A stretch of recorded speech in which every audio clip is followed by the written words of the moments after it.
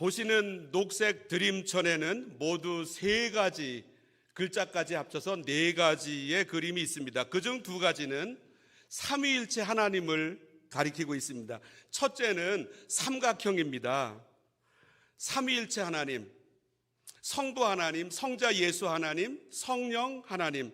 우리 교회당은 1965년도에 몬트리올의 유명한 설계사 호제 데스투, 영어로 라저 데스투라고 하는 분에 의해서 지어졌습니다. 그 설계자는 우리 예배당을 지을 때 삼위일체 하나님을 전적으로 담았습니다. 한번 보십시오. 우리 창문을 보시면 저 분홍색으로 되어 있는데 이렇게 창문을 들어 올려 열리면 위에서 아래로 세모로 되어 있고 또 닫으면 또 이 가로면이 위로 올라오도록 되어 있습니다. 뿐만이 아닙니다. 이 건물 위로 보면 다 삼각형 형태로 되어 있습니다. 삼위일체 하나님을 나타내고 있습니다. 그리고 이 제가 등 뒤로 하고 있는 이 벽도 저 바깥에서 보면 크게 삼각형 모양으로 되어 있습니다. 그리고 이 줄이 역삼각형으로 되어 있습니다. 삼위일체 하나님을 나타내는 것입니다.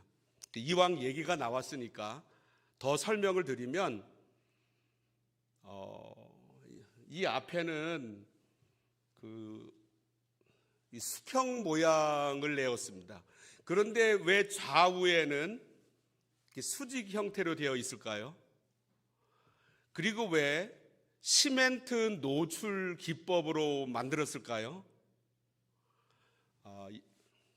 옆에 보시는 이 세모, 이 아래 위 모양은 우리 교우들이, 하나님의 성도들이 모여서 예배드린다라고 하는 뜻입니다. 그리고 이 앞에는 하나님 앞에 올려드린다라고 하는 제단의 모양으로서 이렇게 좌우로 되어 있습니다. 그런데 왜 시멘트입니까? 이 예배당 들어올 때 우리 교회에 계셨던 부목사님, 지금 미국으로 가셨는데, 목사님, 나무라도 되지요. 그래서 제가 그 이야기를 들어올 때 설계사의 도움을 받았는데 그분한테 말씀드렸더니, 아니 이게 얼마나 멋있는데요? 이 서양 설계사께서 그렇게 말씀해 주셨습니다. 왜 시멘트 노출 기법으로 해놨을까요? 우리가 보기에는 미완성이지만 여기에 모여있는 우리 모두는 미완성된 상태에서 예배드린다는 뜻입니다. 그리고 그리고 우리가 하나님께 드리는 제물도 우리가 보기에는 미완성입니다. 부족합니다. 그러나 하나님께는 연락되는 예배입니다. 자, 그러면 하늘로 보면, 천정을 보면 왜 이렇게 넓은 판으로 이렇게 되어 있을까요? 하나님의 넓은 사랑을 나타냅니다. 그리고 얼른 보기에는 혼란스러워 보이지만 하나님의 사랑은 균일하게 우리 모두에게 내려져 있고, 하나님 사랑의 가장 극치는 십자가 예수님입니다. 그리고 예수님은 우리에게 빛으로 오셨습니다. 처음에 예배당에 들어올 때는 하늘이 잘 보이지 않지만 예배당으로 더욱더 가까이 갈수록 높이 계시는 하나님이 보인다라고 하는 뜻으로 저 입구에서는 낮지만 이곳으로 올수록 이렇게 더 높아지는 모습을 볼 수 있습니다. 이 대단한 작품 아닙니까? 자, 어쨌든 이 삼각형, 이 드림천에 나와 있는 첫 번째 그림, 분홍색인데 삼위일체 하나님을 나타내고 있습니다. 두 번째 드림천의 두 번째 모양은 이 세 개의 원입니다. 노란색으로 되어 있습니다. 이 또한 성부, 성자, 성령을 나타냅니다. 그런데 이 세 원이 따로따로 되어 있지 않고 서로 묶여 있습니다. 주먹처럼 이렇게 서로 이 가장자리를 맞대고 있는 모습이 아니라 세 원이 마치 손가락이 다른 손가락과 연결되어 있는 모습처럼 서로가 서로를 공유하고 있습니다. 이 말은 하나님은 공동체적으로 계시다라고 하는 뜻입니다. 하나님은 우리를 개인적으로 부르십니다. 나를 개인적으로 찾아오십니다. 하나님께서 이렇게 나 개인에게 오셨을 때 나도 여기에 응답하여 개인적인 결단을 합니다. 그분이 나를 위하여 십자가에서 희생하셨습니다. 나는 그분을 나의 구세주 예수 그리스도라고 부릅니다. 나의 이 신앙적인 결단을 다른 사람이 해줄 수가 없습니다. 그런데 이것은 신앙의 시작이지 전부가 아닙니다. 하나님은 나를 개인적 신앙으로 개인적으로 부르셨지만 이것으로 끝나지 않고 나를 데리고 가시는 데가 있으십니다. 그곳은 바로 하나님의 형상을 담는 지점입니다. 오래된 찬양이 있습니다. 형제의 모습 속에 보이는 하나님 형상 아름다워라. 이렇게 보실 때 하나님의 형상이 보이십니까? 형제의 모습 속에 보이는 하나님의 형상 아름다워라. 존귀한 주의 자녀 됐으니 사랑하며 섬기리. 그 다음 절도 비슷한데 자매의 모습 속에 보이는 하나님 형상 아름다워라. 존귀한 주의 자녀 됐으니 사랑하며 섬기리. 그런데 이렇게 2절로 끝나지 않고 그 곡은 3절에서 이렇게 노래합니다. 우리의 모임 중에 임하신 하나님의 영광 아름다워라. 존귀한 왕이 여기 계시니 사랑하며 섬기리. 하나님의 형상으로 지음받았기 때문에 존귀한 통치자로 하나님이 이곳에 세우셨습니다. 한 분 한 분을. 우리의 모임 중에 임하신 하나님의 영광이라고 노래합니다. 왜 이렇게 노래합니까? 첫 번째로 하나님은 우리를 공동체로 이끄십니다. 원래 하나님은 사람을 자신의 형상으로 지으셨습니다. 그렇다면 하나님의 형상의 구체적인 모습은 무엇입니까? 창세기 1장 26절은 이렇게 말씀합니다. 하나님이 이르시되 우리의 형상을 따라 우리의 모양대로 우리가 사람을 만들고, 우리라고 하는 말씀으로 하나님 자신을 표현하고 계시고 이 단어가 얼마나 중요한지 3번이나 말씀하십니다. 하나님은 공동체로 계십니다. 성부 하나님, 성자 하나님, 성령 하나님, 이 세 분이 함께 연결고리로 연결되어 삶을 공유하시면서 아름다운 관계를 누리고 계십니다. 하나님 형상으로의 회복이 구원의 완성입니다. 그 하나님의 형상은 바로 공동체입니다. 하나님은 우리 모두를 개별적으로 부르신 다음에 거기에 멈춰 있으라고 하고 끝나지 않으시고 공동체를 이루게 하셨습니다. 그래서 시편 133편은 이렇게 말씀합니다. 보라, 형제가 연합하여 동거함이 어찌 그리 선하고 아름다운고, 머리에 있는 보배로운 기름이 수염 곧 아론의 수염에 흘러서 그의 옷깃까지 내림 같고, 헐몬의 이슬이 시온의 산들에 내림 같도다. 거기서 여호와께서 복을 명령하셨나니 곧 영생이로다. 얼마나 이 공동체 생활이 아름다우면 이렇게 표현하여 우리에게 말씀하셨겠습니까? 신앙의 최고봉은 공동체입니다. 공동체로 계신 하나님의 형상 안으로 들어가는 것입니다. 저는 오늘 말씀을 시작할 때 이 강단의 드림천을 가지고 나누었습니다. 근데 삼위일체 하나님을 나타내는 두 개의 상징, 하나는 삼각형, 다른 하나는 세 원이 서로 맞물려 있는 모습을 우리가 보았는데, 세 번째 금색으로 되어 있는 십자가가 오늘 이 드림천에 나타난 세 번째 그림입니다. 십자가는 두 방향을 나타냅니다. 십자가에서 아래의 위의 줄은 하나님께서 나를 사랑하시고 나도 하나님께 응답하고 하나님과 나와의 관계를 나타냅니다. 십자가에서 옆으로 난 줄은 나와 다른 교우들과의 관계를 나타냅니다. 예수님의 십자가를 통과한 사람은 이 둘 관계가 날마다 깊어집니다. 그리고 균형을 이룹니다. 하나님과 나와의 수직적 관계가 날로 아름다워집니다. 뿐만 아니라 나와 다른 교우들 사이의 수평적인 관계도 깊어집니다. 예수님은 이 두 가지 관계를 회복시키시려 십자가에서 희생되셨습니다. 어떤 분은 수직적으로 하나님과 나와의 관계가 아주 기쁘십니다. 그런데 십자가의 다른 한 면인 나와 너, 나와 다른 사람과의 관계, 수평적인 관계에서 너무나 약합니다. 아예 수평적인 관계를 무시합니다. 이것은 신앙이 아니라고 생각합니다. 반대로 다른 어떤 분은 수평적인 차원에서 다른 사람과의 관계가 너무나 좋습니다. 그런데 수직적인 관계에서는, 나와 하나님과의 관계에서는 너무나도 약합니다. 세상 말로 참 사람은 좋은데 하나님의 터치하심이 없으십니다. 예수님의 십자가를 온전히 통과하지 못한 것입니다. 그래서 그의 말을 들어보면 너무나 좋은 사람인데 세상의 말로 가득 차 있습니다. 요한일서 4장 11절은 이렇게 두 가지의 수직적, 수평적인 관계를 말씀합니다. 사랑하는 자들아, 하나님이 이같이 우리를 사랑하셨은즉 하나님이 우리를 사랑하시고 우리도 하나님께 응답합니다. 이 수직 관계입니다. 우리도 서로 사랑하는 것이 마땅하도다. 수평적인 관계를 가리킵니다. 이 둘이 균형을 이루어야 합니다.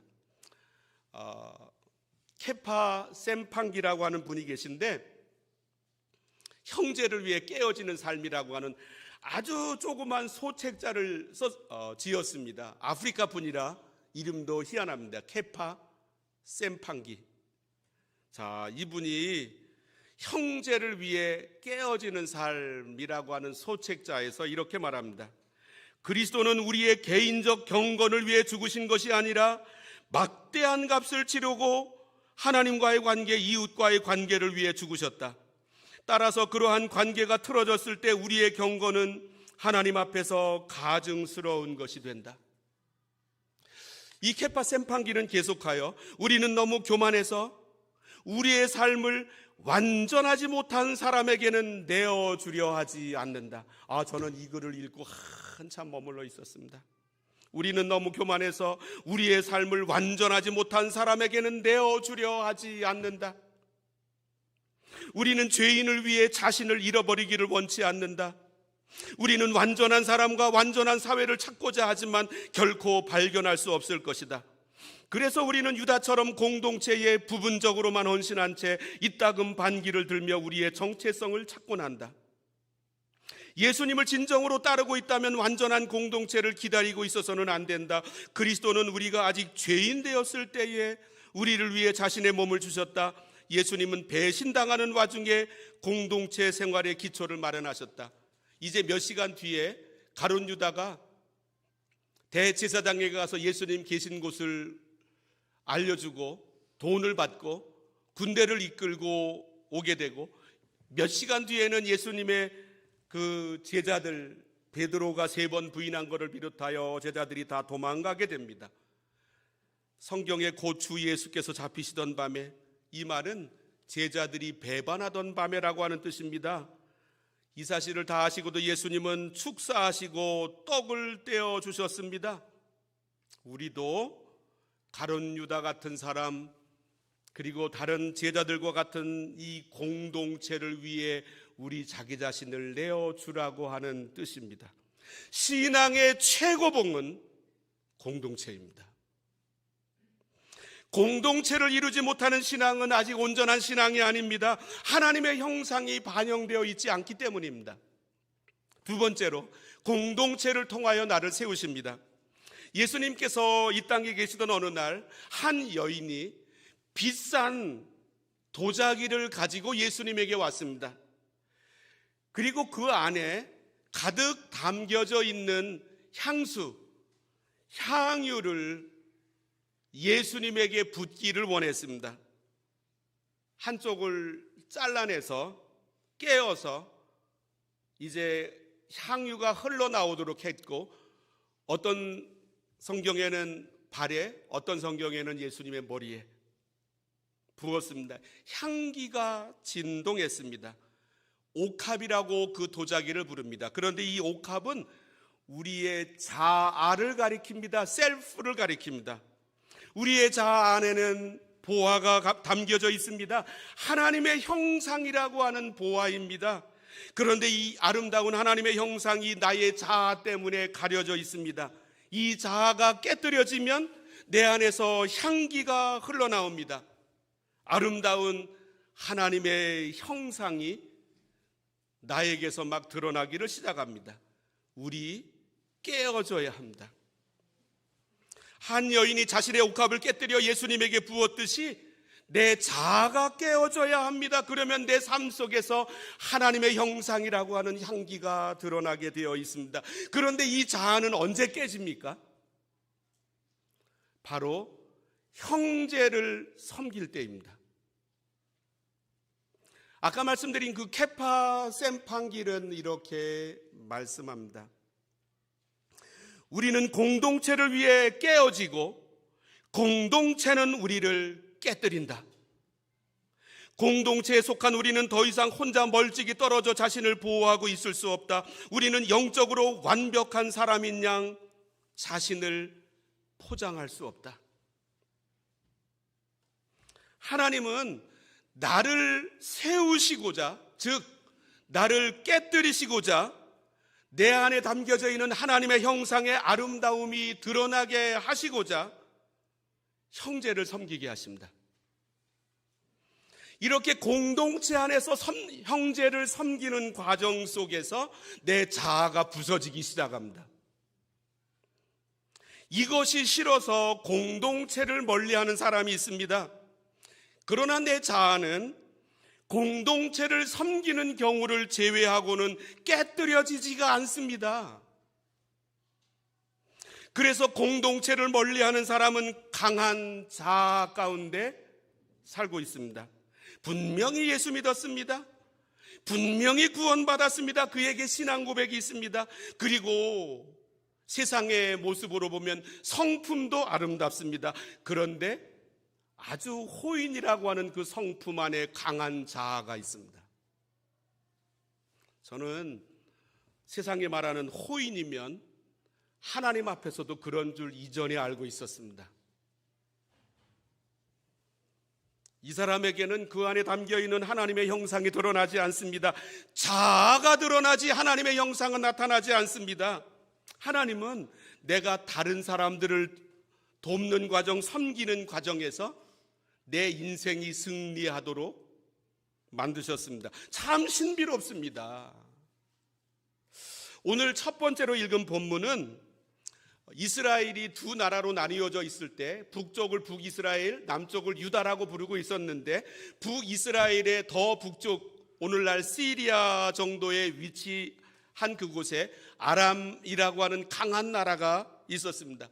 힘은 반드시 다른 사람을 다치게 만듭니다. 오늘날도 마찬가지입니다. 돈으로 힘이 있던, 지식의 힘이 있던, 힘이 있으면 다른 사람들을 가만 놔두지 않습니다. 이 아람 나라는 북이스라엘을 침략하여 많은 물질, 많은 사람들을 포로로 데리고 왔습니다.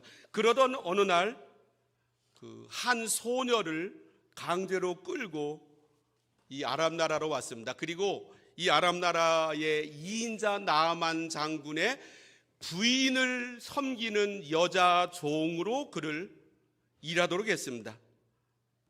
그런데 이 여자아이가 자기 주인의 남편 나아만 장군이 나병 환자라고 하는 사실을 들었습니다. 그리고 나서 이 자기의 주인 그 여자 나아만 장군 부인에게 말하기를, 우리나라에 가면, 북이스라엘에 가면 선지자 엘리사가 있는데 나아만 장군이 엘리사 선지자를 만나면 이 나병을 고칠 수 있을 텐데 라고 하는 비밀을 나누었습니다.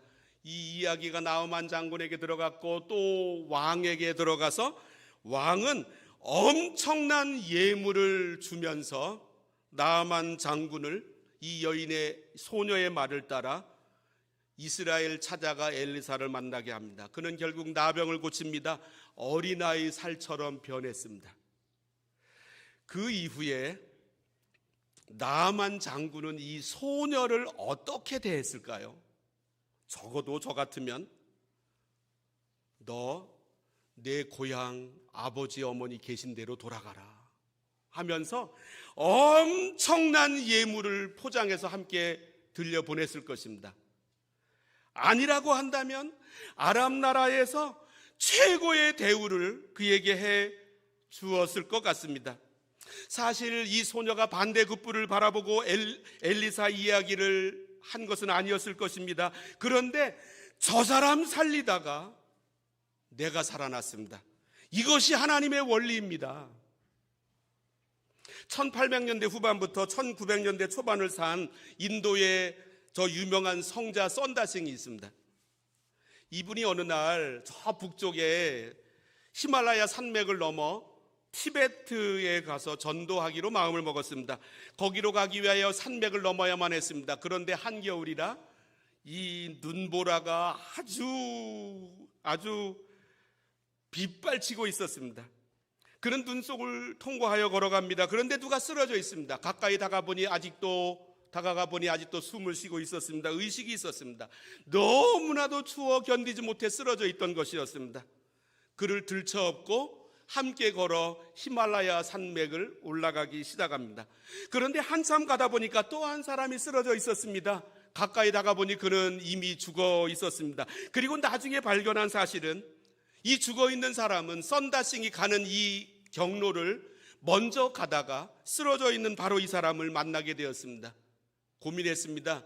이 사람을 데리고 가다가는 나도 여기를 넘어서지 못하고 죽게 될 것이다.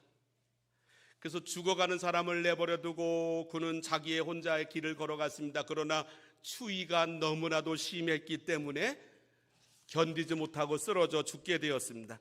그렇지만 이 썬다싱과 다른 사람은 서로를 부둥켜 안으면서 그 히말라야 산맥을 올라가느라고 땀으로 뒤범벅이 되었습니다. 이 둘은 산맥을 건널 수 있게 되었습니다. 저 사람 살리다가 내가 살아난 것입니다. 하나님은 오늘 우리를 이렇게 부르십니다.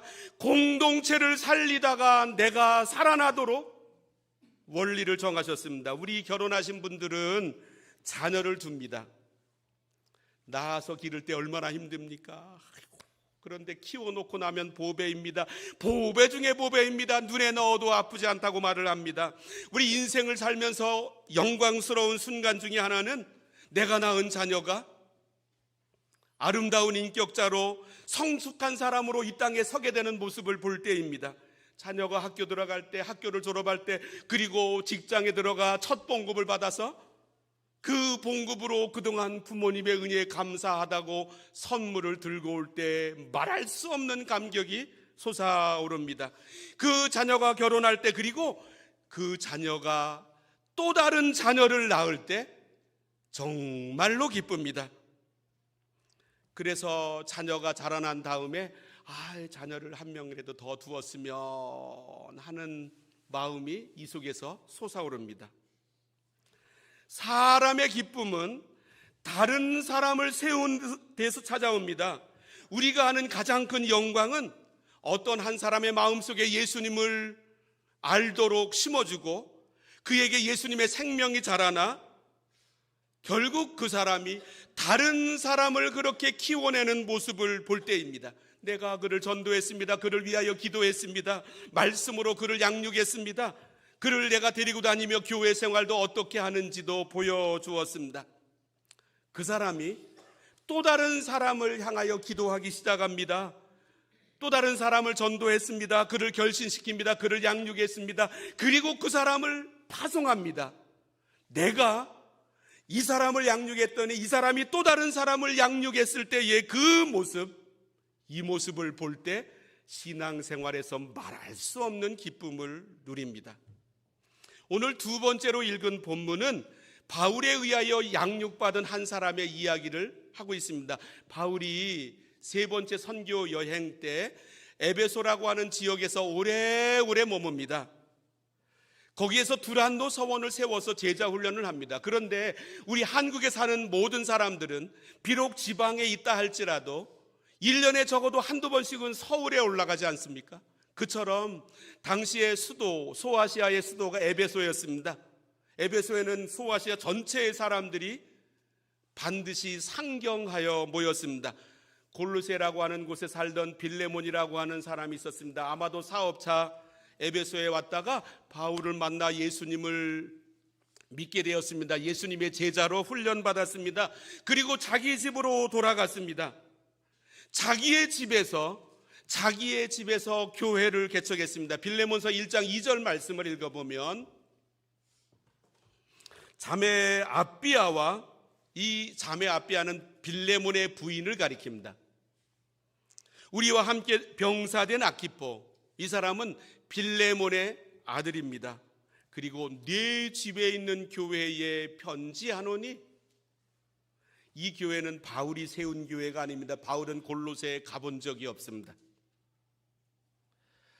이 빌레몬과 아비아와 아키포가 다른 사람들을 섬기기 시작합니다. 그들을 예수님 앞으로 인도합니다. 말씀으로 그들을 양육합니다. 그리고 그들과 함께 예배를 드리며 하나님의 형상인 공동체를 이루어 동고동락합니다. 이 모습이 멀리에 있는 에베소의 바울에게까지 들려왔습니다. 5절 말씀을 읽어봅니다. 주 예수와 및 모든 성도에 대한 내 사랑과 믿음이 있음을 들음이니. 그리고 7절 말씀, 형제여 성도들의 마음이 너로 말미암아 평안함을 얻었으니. 7절 말씀 거기 이어져 있지 않은가요?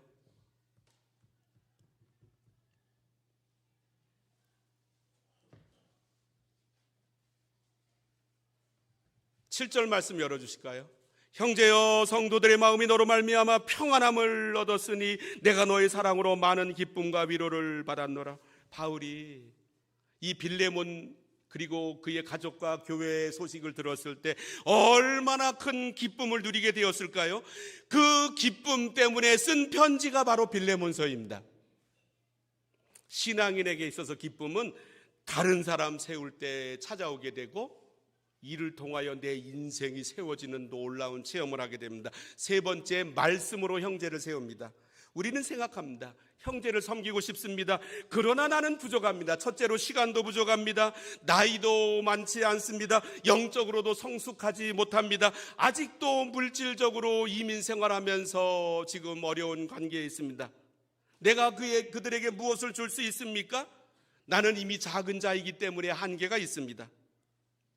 그런데 아까 소개해드린 케파 셈팡기는 형제를 위해 깨어지는 삶이라고 하는 그 소책자에서 이렇게 말합니다.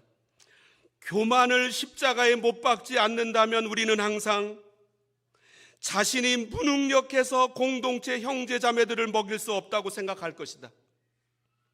실패하지 않을까 하는 은밀한 두려움 때문에 결코 모험을 감행하려 하지 않을 것이다.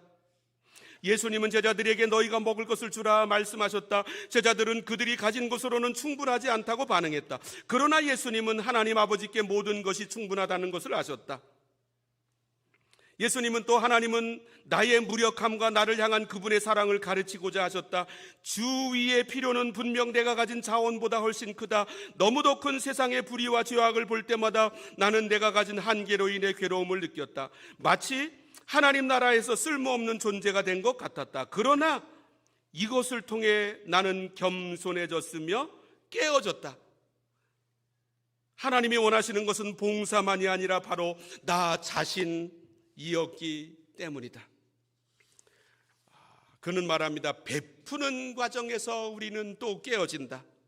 우리는 자신의 무력함을 새롭게 깨달으며 깨어지고, 우리가 돕고자 하는 바로 그 사람들 때문에 또 깨어진다. 이 케파 셈팡기의 말처럼 내가 부족해서 형제를 세울 수 없다. 이 사실은 객관적으로 맞는 말일 수 있는데, 내가 가진 것이 부족해서가 아니라 내가 깨어지지 않아서입니다. 내게 있음도 깨어져야 하고 내게 없음도 깨어져야 합니다.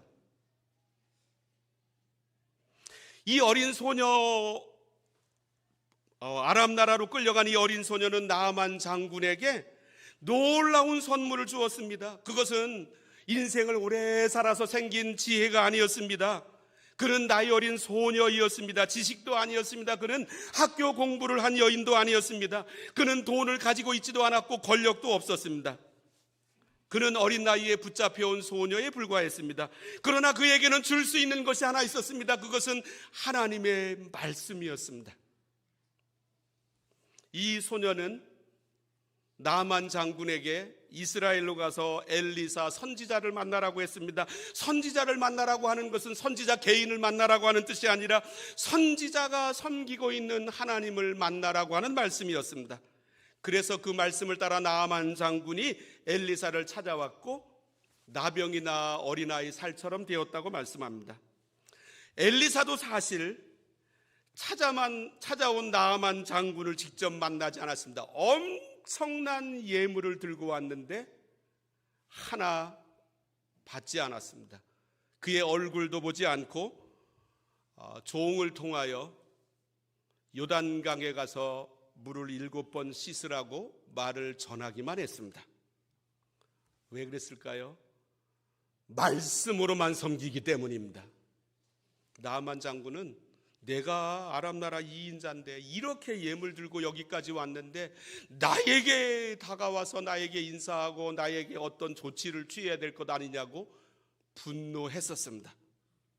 그러나 그가 낳게 된 것은 요단강에 가서 7번 씻으라는 이 엘리사 선지자의 말씀 그대로를 순종했기 때문입니다.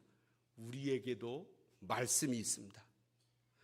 우리는 세상에 가진 것이 없습니다. 아직 이민의 생활에 정착하기에는 아직도 멀었다고 생각되는 우리들입니다. 그러나 우리에게는 하나님의 말씀이 있습니다. 말씀이 능력입니다. 말씀이 형제자매를 세웁니다. 그리고 저 형제자매가 나누는 그 말씀이 나를 세웁니다. 이것이 바로 우리가 목장교회에 모이는 이유입니다.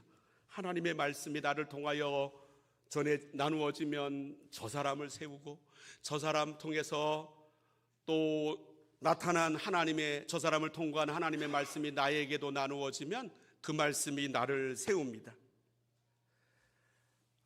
교회를 세우는 것, 우리 인생을 세우는 것은 말씀입니다. 이 말씀은 우리 모두에게 있습니다. 그래서 우리가 올해 말씀을 일독합니다. 매일 말씀 묵상합니다. 성경 69절을 암송합니다. 우리에게는 이 놀라운 자산, 세상 사람들이 가지지 못한 자산이 있습니다. 이 자산을 가지고 형제 자매들을 세우라고 우리를 부르십니다. 기도하십니다. 하나님 아버지,